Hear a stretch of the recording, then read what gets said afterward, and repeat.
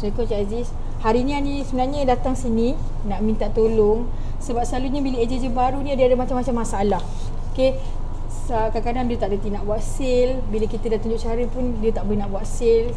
Apa yang kita nak tengok kat sini, kita kalau boleh nak dia terus masuk, ada sale, activate. So saya nak tanyalah macam mana sebenarnya, apa pendapat Cik Aziz tentang ejen baru? Macam mana nak bantu diorang? Adakah sebab sale ke apa? Okey, pertama sekali apabila cerita pasal ejen baru dalam takaful ni, nombor satu paling penting adalah fahamkan proses sales cycle dulu. Sales cycle. So dalam sales cycle ni ada banyak proses lah. Ada prospecting, ada pre-approach, ada approach, ada phone call, ada fact finding, presentation, objection handling, lepas tu closing, servicing, maximizing dan prospecting balik. Tapi yang common yang biasa dia takut, yang jadi macam dia bukan tak ada prospek, dia ada, especially macam national market dia ada, tapi cabarannya adalah bila dia takut tak boleh nak jawab apa yang prospek tanya. Betul, saya setuju. Bukan diorang je, kalau saya pun saya takut. Dia jadi macam kan, dia sebenarnya prospek ni belum tanya lagi, tapi dia takut kalau prospek tanya dia tak boleh jawab. So basically benda tu falls under handling objection lah.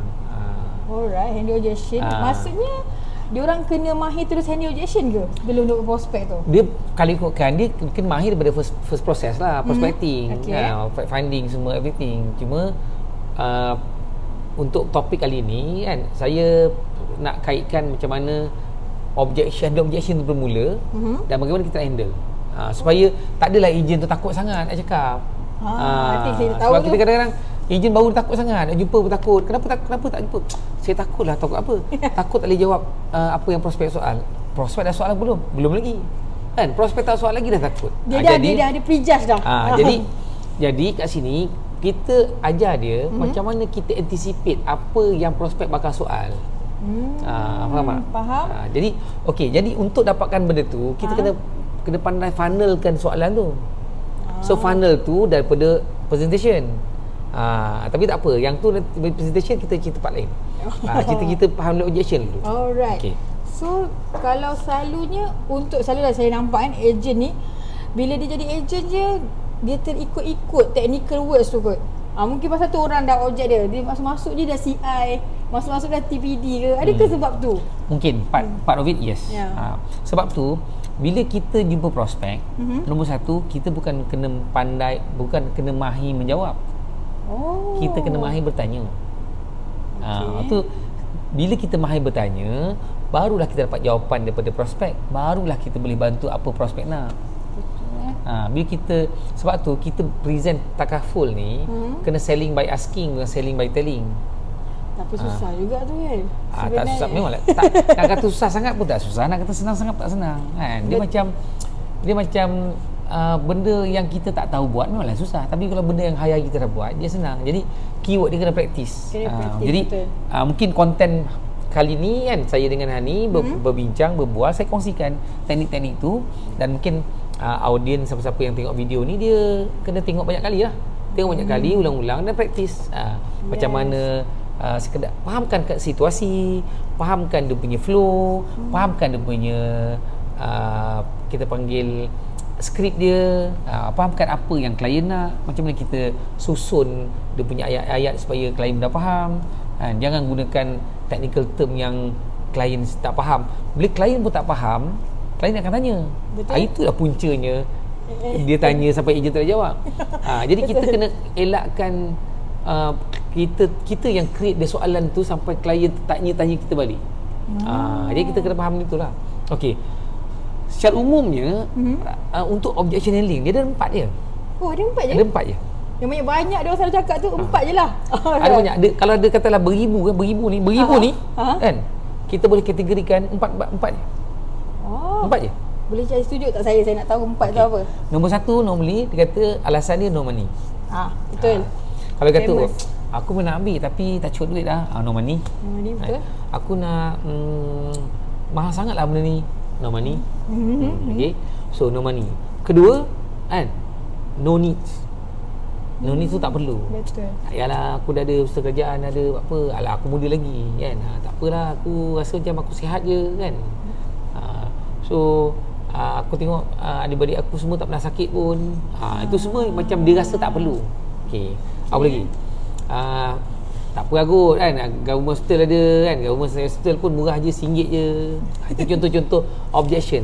You bayangkan kalau katakanlah kita dah belajar soalan-soalan, dia macam soalan bocor lah. Soalan bocor, you pergi masuk ambil SPM, dapat soalan bocor dan soalan tu betul-betul keluar kan, ni confident tak nak jawab? Confident. Sama lah juga kalau jadi ejen kan. Kita kena create the soalan tu dulu supaya bila prospek tanya je, ini dah tahu dah. Tu pasal kena praktis tu. So pertama tadi apa?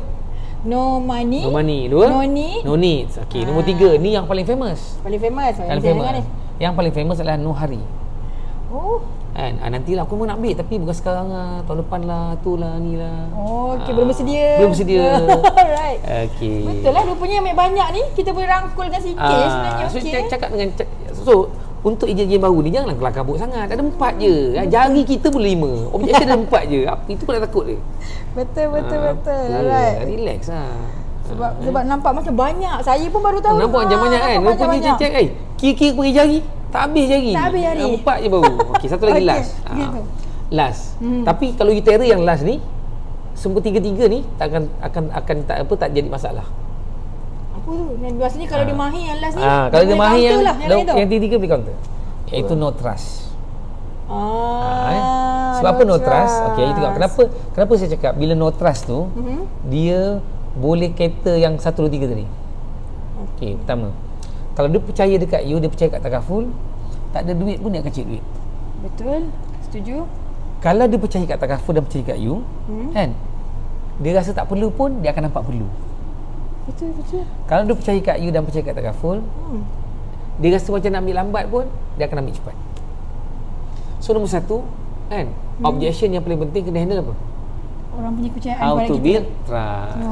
Alright. So how to build trust tu bukan kat ujung, dekat awal, daripada mula-mula kita present, kita cerita, positionkan tu. Sebab tu saya cakap dengan Ani tadi, kalau kita pandai dekat presentation, kita boleh kurangkan, minimumkan objection. Tapi kebanyakannya apabila kita dekat presentation dia kita buat benda tu jadi complicated kan, lagi banyak lah orang tanya. Betul lah tu. Tapi tak apa, itu biasa kan. Sebab saya masa jadi ejen pun macam tu juga. Betul. Maksudnya kalau ejen baru ni janganlah rasa macam takut, macam rasa bersalah pula bila cerita pasal teknikal. Tak apa kan. Sebab saya pun masa jadi ejen baru pun sama juga, lalui fasa yang sama. Tapi lama-lama kita belajar dengan senior, belajar dengan company bagi anjurkan kelas datang kan, company buat coaching, kena join, kena participate, kena tanya. So lama-lama pandai lah. Tapi untuk pengetahuan semua dia ada 4 je. Ada 4 je yang ada main dia. Ya, ada 4. Dan yang paling penting satu, kalau kita boleh handle yang bab trust tu, insya-Allah yang 3-3 tu lebih senang. Dia saya tak cakap lah benda tu tak langsung, tapi mudah lah kita nak handle. Mudah. So kalau maksudnya kat sini, kalau diorang tu boleh dapatkan kepercayaan orang, insya-Allah presentation tu lebih mudah. Ya. Dia nak buat fine pun senang. Satu lagi, cara dia reject kita pun nanti kita tak rasa macam down sangat sebab dia mungkin tak ambil masa tu, tapi kita ada peluang untuk follow up. Dia masalah ejen baru ni, pertama dia orang tu tak ambil. Kedua, orang tu tak ambil dalam keadaan dia langsung macam tak ada harapan nak ambil. Macam abang takkan ambil terus. Itu jadi ejen baru ni normally dia akan rasa macam susahnya buat benda ni. Tapi kalau katakan kita present, dia mungkin tak ambil masa tu, tapi dia kata tak apalah, nanti saya fikirkan. Saya rasa benda ni bagus. So jadi kita balik dengan perasaan ada harapan. Jadi kita boleh masukkan dia, nama prospek tu dalam kita punya shooting list atau untuk kita follow up. Itu bezanya. Compare dengan kita tak pandai handle objection ni, dia jadi macam tak apalah, saya tak nak.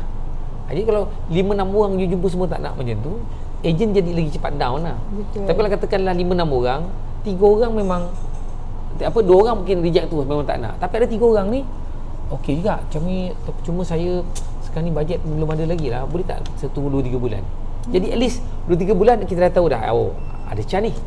Jadi ejen tu tak ada macam kita panggil tu down, cakap lama susah lah buat takaful ni kan, baik buat benda lain lah. Faham tak? So Itu nombor satu lah. Maksudnya kena fahamkan jenis-jenis objection dulu. Faham jenis objection. Fahamkan jenis objection. Ada 4 tadi. Cuba ni ulang. Saya ingat. Apa? Kalau nak yang start tadi, no money, no need, no hurry, dan yang paling penting no trust. No trust. So kita kena handle satu-satu dan tengok keadaan apa. Okey, itu kategori. Jadi dia punya real objection, dia tak adalah cakap saya no money. Betul, ataupun betul. Saya no hari. Kita yang kategorikan benda tu. Jadi bila no money ada cara nak handle, bila no hari ada cara nak handle, no need ada cara nak handle, no trust ada cara nak handle. So Hadi boleh nampak kat sini sebenarnya kan Cik Aziz kan, yang bahawasanya yang diorang sebenarnya takut nak keluar tu sebab banyak sangat objection. Sebenarnya 4 ni je. 4 je. Ragu-ragu 4 je lah. Pusing-pusing 4 je. Dan Pusing-pusing kadang-kadang je. bayangkan 4 ni pun sebenarnya solution pun kadang 4 je. Banyak-banyak soalan tu pusing-pusing guna cara yang sama je. Nanti kita boleh role play tengok macam mana. Alright. Okey, faham. Menarik kan ni. Okey, jom kita start role play tengok. Kita tengok apa satu case no money. Normally kalau no money ni apa alasan atau objection yang menjurus kepada no money selalunya? Yang selalu saya dengar dan selalu saya dapat lah dia akan cakap, buat masa sekarang ni zaman dah banyak pakai duit, banyak barang nak bayar, komitmen aku dah ujung, aku punya komitmen tinggi, duit je nyawa-nyawa ikan ni, tak boleh dah nak ambil takaful walaupun yang paling murah. Okey, betul. Kan? Okey, nombor 1 rules dia. Jangan argue dengan klien. Jangan argue dengan prospek. Jangan argue dia. Always setuju dengan dia. Always setuju. Nombor 1, always setuju. Okey. Kalau dia kata, sekarang ni susah lah, kau tahu lah ekonomi sekarang macam ni, gaji pun naik sikit kan, barang mahal. So, kalau dia katakan macam tu, you relax, tarik nafas, you relax, betul, aku setuju kan? Semua memang naik harga sekarang. Cuba kita fikirkan kan? Bila masanya tak naik harga? Kan? 1. Bila masa tak naik harga? Kedua, bila kita dapat income kan? Contoh Hani dapat income setiap bulan, ataupun kita katalah Encik Prospek dapat income setiap bulan. Encik Prospek pernah listkan tak kan ke mana duit tu pergi? Kan? Okey. Kalau Cik Ani kata tak ada duit lah, tak ada duit langsung lah. Okey, saya nak tanya. Katalah tiba-tiba bos panggil. Mr. Prospek kerja, bos panggil. Kan? So company sekarang ni not doing well, kita kena ada semua across the board pay cut 10%. Kan? Potong gaji 10%. Kata gaji mungkin 3,500, potong 300,500. Adakah Encik Prospek terus berhenti kerja, cari kerja lain? Ataupun kerja juga kat situ sementara dia cari kerja lain? Kalau ikut logik, saya terpaksalah kerja lagi kan? Sementara cari sementara cari kan? So bila kena potong 10% tu, apa biasa Encik Prospek buat ataupun Hani buat? Saya role play lah, katalah Hani ni prospek saya agent kan, normally apa Hani buat? Hani akan cari kerja lebih. Cari kerja lebih kan? Maknanya pertama sekali, of course, dah kena potong gaji, apa kena buat? Kena adjust expenses. Betul. Pertama adjust expenses. Mana-mana yang nice to have, yang biasa minum harga cawan RM14, kopi RM14 kan. Betul, hari-hari mungkin, kopi. Hari-hari kopi, mungkin kita selang sekali kopi. Ataupun kita tak minum kopi, ataupun buat kopi sendiri. Faham tak? Okey, jadi dah kurang expenses, kita boleh kita panggil rationalize dia punya expenses. Okey. Apa lagi? Mungkin Hani kata tambah income. Tapi yang paling senang sebelum tambah income, mungkin kita settlekan dia punya expenses dulu. Betul. So maknanya Ani kena hidup dalam keadaan kurang 10% dengan adjust expenses. So sama juga dengan takaful ni kan, you adjust expenses, ada lebihan ambil takaful kan. Saya bukan nak ambil 10%, 6%, 7% cukup dah untuk cover you punya coverage untuk umur Jayu ni. Betul juga. Cik, tu saya cakap, normally especially budak-budak muda buat list down detail tak duit keluar ke mana. Saya yakin 10% mesti hilang pergi entertainment. Kat kopi. Hilang entertainment lah. Betul lah. Dia tak campur lagi hujung minggu nanti kawan ajak minum. Betul. Alah, jomlah keluar, duit bukan beli buat mati, dia kata kan. Kan? Memanglah betul, tapi kita sebagai orang muda-muda ni, kita kena jaga pertama sekali macam mana duit masuk. Macam mana duit keluar. Macam mana nak simpan duit, macam mana nak agihkan duit, macam nak kembangkan duit. Jadi Ani sebagai, katalah Ani di prospek saya, so saya educate dia pasal duit dulu. Jangan terus berjual takaful. Educate pasal duit dulu kan. So bila kita educate dia, barulah dia nampak kepentingan ada protection. Maksudnya duit sekarang ni, you ada duit kat gaji, tapi mungkin tak cukup sebab expenses tinggi. So bila saya propose Pak Takaful, dia kata tak ada duit lah, tak cukup lah kan. Tapi sebenarnya pernah tak buat betul-betul budgeting? Selalunya tak lah tak kan. Jadi kita offer kat dia macam tu. Jadi mungkin tak close on the spot, tapi sekurang-kurangnya kita bagi dia value, ilmu. Itu tugas Takaful. Ejen bukannya ejen tau, kita advisor. Ini yang diorang selalu cakap, spread awareness tu. Inilah awareness. Alright. Terus bukanlah terus jual, buka quotation. Buat quotation, okey, kau ambil 300.5 sebulan. Ini kau boleh bla bla bla bla. Bukan. Sebab sometimes tu kan datang-datang terus nak tunjuk quotation lah, tu yang jadi. Kita mungkin mula-mula kita bagi dia nak share atas pasal Takaful, dia terus reject pasal duit tak ada. Jadi kita handle benda tu dulu. Macam saya buat tadi, handle isu duit tu dulu. Betul ke? Betul. Setuju dengan dia. Tapi kan, kalau katakanlah kita create satu senario kan, tiba-tiba ada pay cut salary 10% kan, you sendiri cakap tadi, you terus kerja juga. Betul. Apa kena buat? Adjust expenses. Siapa juga Takaful kan? Bila you letakkan Takaful sebagai priority kan, you akan susun you punya duit kan. Orang Melayu cakap apa? Orang pepatah Melayu cakap apa? Hendak 1000 daya, tak nak 1000 dalih. Betul. Saya setuju yang ni. Okey lah, betul lah. Memang selalunya tak jadi, check. Sebab kenapa kadang-kadang kan orang dia kata macam Takaful tak ada duit. Maksud tak perlu. Sebab apa? Sebab dia tak nampak kepentingan benda tu. Sebab dia tak letak itu sebagai priority. Betul. Jadi bila soalan nombor 2 pula, objection pula, dia kata macam tak perlu lah kan? Sebab dia tak nampak Takaful tu satu priority kan, satu keutamaan. Sebab sumber mengalir ikut keutamaan. Betul. Sumber mengalir ikut keutamaan. Sumber ni termasuk duit, tenaga, apa lagi? Masa kan. So kalau katakanlah kita nampak Takaful tu satu keutamaan, kita akan letak allocate duit kat situ. Tapi kalau kita nampak entertainment sebagai satu keutamaan, kita letaklah duit kat situ. Betul. Okey. So sekarang ni macam Cik Ani, mungkin muda-muda tak nampak kepentingan. Betul. Kan? So kalau katakanlah dari segi soalan tak perlu pula kan, dia kata tak perlulah sekarang ni Takaful kan. Cuma saya nak tanya kan, kalau katakanlah sakit kan, jangan kira ada duit tak ada duit. Kalau sakit, which one you prefer? Dapat rawatan government hospital ke private? Kalau dalam betul sakit, kalau boleh nak cepat lah. Nak cepat kan? Betul. Dah tahan ataupun soalan dia, soalan sebelum tu lagi. Kalau sakit kan, you prefer nak dapat rawatan segera, nak tak kisah boleh tangguh ke ataupun nak dapat rawatan cepat? Kalau nak cepat lah. Okey, kalau nak cepat kan, biasa kalau nak cepat ni government ke private? Biasanya private. Laju. Kalau masuk private ada dua keadaan. Which one do you prefer? Bayar duit sendiri ataupun orang lain tolong bayarkan? Kalau tengah bulan saya tak ada duit nanti. Jadi kalau orang lain bayarkan lagi bagus. Okey. So sekarang ni you rasa perlu tak ada orang lain kalau katakanlah ada orang tolong bayarkan, you rasa perlu tak simpan sedikit duit untuk orang lain tolong bayarkan? Perlulah. Ada. Sempat tak dikata tak perlu? Betul juga kan. Sebab tu saya cakap objection tu datang bila kita create the objection, create the presentation yang lead pada objection. Kalau kita tanya awal-awal soalan yang buat dia rasa tak lihat objek, that okey, Nohari. Okey Nohari rasanya belum nak ambil lagi lah. Banyak lagi benda nak beli. Banyak nak beli. Kalau ikutkan baru je kerja 2 tahun, banyak lagi nak beli. Kereta belum beli. Nak beli kereta dulu, nak beli laptop baru lagi. Saya nak tanya soalan. Kalau katakanlah saya akan tanya 2 soalan. Kalau soalan pertama tu jawapan dia ya, kalau soalan kedua tu jawapan ya kan, Cik Ani boleh tangguh. Kalau jawapan dia tak, Cik Ani kena ambil sekarang. Okey. Saya tanya 2 soalan. Alright. Soalan pertama, jawapan dia ke tidak. Dia kalau tak kisah, soalan pertama saya tak kisah, jawapan dia ya ke tidak saya tak kisah. Tapi soalan kedua, kalau jawapan dia ya kan, Cik Ani tak perlu ambil sekarang. Kalau jawapan dia tidak, kena ambil sekarang.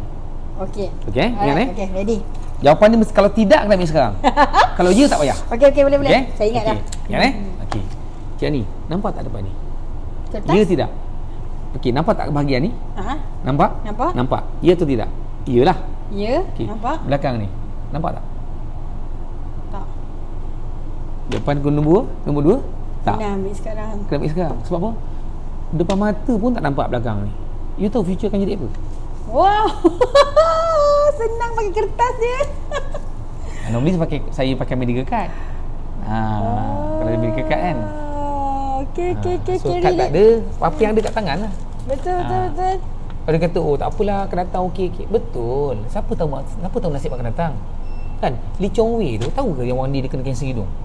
Tak lah. Betul. Siapa lagi artis-artis yang sakit tu? Dia tahu ke? Tu abuse tu. Kan? Saya guna artis ni sebab well known, orang tahu. Dia tahu ke dia sakit? Syehwan tahu ke? Kan dia masak-masak berceloteh tiba-tiba ABP berkena. Tahu? Tak tahu. Tapi dia tak apalah, dia selebriti. You? Itulah. Which one do you prefer?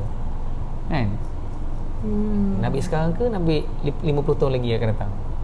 Sebabkan saya tak tahu apa akan jadi akan datang, better saya ambil sekarang lah. Okay, bagi hasil yang kredit card, saya tolong buat ambil sekarang. Ish, senang rupanya. Alright, tapi kalau yang macam no trust tu macam mana jadi? Okay, no trust. No trust ni normally, trust ni sebab apa tak trust? Okay, kalau no trust, saya tak percaya kat insurans. Saya tak percaya kat takaful. So, rule number 1? Rule number 1? Apa tadi saya cakap? Jangan argue. Always agree. Boleh nak tahu macam mana nak agree dia, ayat yang sesuai nak agree dengan statement dia tu. Betul. Saya setuju lah. Saya pun kadang tak percaya kat takaful ni. Saya pernah dengar juga pasal orang tak percaya takaful. Itulah saya pun kadang saya percaya. Saya setuju dengan cik tak percaya takaful. Normally cik, kalau takaful ni dekat takaful ni normally yang tak percaya ni, cik rasa dekat mana? Kepada cik tak percaya kat mana? Dekat yelah, benda tak ada, tak nampak, suruh bayar bulan-bulan tapi tak ada, kena mati pula dulu. Benda lah tu dia tak percaya tu. So cik, normally kalau kepengalaman saya, yang orang yang biasa orang tak percaya kat takaful ni, kebanyakan dia dengar cakap orang yang dia tak ada claim tak dapat. Itu pun famous juga tu. Famous kan, claim betul, tak dapat. Betul. Apa bayar banyak, lama-lama tak dapat. Okey, takaful ni cik, dia bukan macam kita simpan duit kat bank kan. Duit kita anytime kita boleh keluarkan, tak. Dia sebab kalau simpan kat bank, kita simpan RM10, boleh keluarkan RM10. Itu pun tak boleh keluarkan RM10 sebab kalau katalah ada 100, tak boleh keluarkan 100 sebab apa? RM10 tinggal dalam. Betul. Kau tak kecuali tutup account. Okey. Takaful ni dia lain. Dia simpan katalah tiap bulan 100 setengah atau 200 setengah, tiba-tiba accident claim RM50,000. Company kena bayar RM50,000. Jadi bila proses tu macam tu kan, bayar sikit claim banyak ni, dia tak boleh simply bayar semua. Dia mesti ada syarat dia. Pertama, nak masuk kena sihat, tak ada kes kesihatan ni, kena declare semua everything. Dan kebanyakannya orang masuk yang jadi orang tak boleh claim ni sebab orang tak declare kan. Tak boleh tabung tu untuk tabung kedudukan orang ramai. Jadi company kena jaga tabung tu supaya tak ada orang tipu. Jadi berkenaan dengan kebanyakan orang cakap tak boleh claim ni, sebenarnya cik sendiri ada pengalaman ke ataupun cik dengar cakap orang? Selalunya zaman sekarang ni viral. Dengar cakap orang je. Bukan kita ni pun. Jadi saya cik alhamdulillah, saya dah masuk setahun saya jadi ejen kan. Saya dah, kalau katakanlah kita ikut prosedur yang betul kan, insya-Allah tak ada masalah. Satu, yang kedua, takaful ni cik ada bank negara kan. Cik yakin tak duit yang kita ada tu kan sah diperlakukan dengan nilai? Bawah tu tulis apa? Bank Negara Malaysia. Bank Negara Malaysia. Percaya kat Bank Negara Malaysia? Percaya. Habis percaya takaful tak percaya? Duit percaya, takaful tak percaya? Duit percaya pula kan. Sebab yang mengakui nilai duit tu Bank Negara kan. Yang keluarkan lesen takaful pun Bank Negara ni. Jadi tu je lah kan, kongsi-kongsi ilmu kan, kongsi-kongsi information. Okey lagi, orang tak percaya sebab kalau tak claim macam mana? Rugilah. Okey, sebab tu ramai, ini soalan favourite. Soalan favourite, kalau tak claim macam mana kan? Ada ramai yang burn dah, kalau cancel burn lah semua. Macam ni cik, kena faham takaful ni konsep dia, bila you carum kan, you carum, benda jadi ke tak jadi ke, benda tu memang duit memang kena bayar. Umpama macam ni, katalah you sewa kereta. Alright. You sewa kereta. Okey, you sewa kereta, lepas tu kereta tu you tak pakai kat rumah, you kena bayar tak duit sewa? Kena. Kan? Kalau pakai, kalau pakai kereta sewa tu, bayar tak duit kereta? Bayar juga. So bayar pakai ke tak pakai kena bayar. Takaful macam tu lah. Cuma takaful ni tak nampak lah. Kan? Nak tahu pakai, kenalah timbul musibah dulu. Tapi saya nak tanya cik, Ani. Kan? Which one you prefer? You prefer nak claim takaful atau you prefer sihat?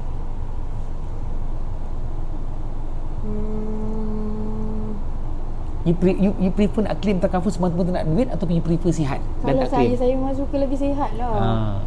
Kan? Sebab tu ramai orang dia tak faham. Kesihatan ni adalah nikmat nombor 2 paling besar selepas iman dan Islam. Betul. Tak percaya. You pergi hospital kan, tanya, boleh tak bayar convert kan, kalau kata 10,000 dapat sihat tu, dia sanggup cari 10,000 untuk sihat. Betul, setuju. So nampak kat sini sebenarnya bila kita present tu, first kita memang kena bagi dia faham apa yang dia objek kita. Sebab tu saya bagi dia flow je. Sebab tu kalau tanya saya, handle objection ni tak susah kalau you handle dekat presentation awal-awal. Presentation awal. Kalau presentation tak solid tu yang objection banyak. Tapi kalau presentation semua smooth je kan, saya bagi funneling dia. Kan? Orang biasanya tak tahu. Kan? Nombor 1 kita buat bagi dia tahu. Daripada tak tahu pada tahu. Kan? Tapi kadang-kadang dia tahu, dia cuba tahu je takaful tu. Tapi dia tak rasa perlu. So kita kena buat dia perlu. Dan daripada tak tahu pada tahu pada perlu. Tapi kadang-kadang dia dah tahu dia benda tu perlu. Kan? Tapi dia tak nak ambil lagi. Dia tak mahu. So kita buat dia mahu pula. Kan? Sebab ada orang kata tanya apa pendapat cik pasal takaful? Penting. Tapi nak tak ambil? Tak nak ambil lah. Tak nak ambil lagi. Maksudnya dia tahu. Dia tahu perlu. Betul. Tapi dia tak mahu. Betul. Okey. Tapi kalau tak mahu pun tak apa. Kan? Kita kena condition dia kan. Kita bahasa mudah kita psycho dia lah kan. Kita condition dia, kita educate dia sampai dia ingat. Sebab semua you belakang kan. Tahu, perlu. Tak tahu, perlu, mahu kan. Yang ni kita buat dia rindu. Dia ingat dia kan. Lama ambil lah takaful. Okay. So pada saya tu je kan. So mahirkan benda ni, banyakkan ni salah, saya bagi contoh-contoh lah sikit-sikit tadi kan. Memang saya rasa memang perlu benda ni untuk ditahui, sebab ramai orang kat luar sana dia fokus pada alamak nanti dia tanya soalan ni banyak sangat objection. Barulah hari ni kita tahu sebenarnya ada 4 je. Okey. Saya rasa itu je kot. Betul lah. So, saya suka yang 4 tadi dengan 4 yang ni. Tahu, perlu, mahu, bagi dia rindu. So yang ni adalah konsep presentation. Alright. Flow dia macam ni kita nak bagi dia faham. Okey. Mudah, bahasa yang sangat mudah difaham. Saya rasa ejen baru banyak boleh guna ni. Tak apa, jangan kalau kita sangat. Dia lebih senang. Betul. Ngantuk, tidur. Lapar, makan. Haus, minum. Tak faham? Tanya.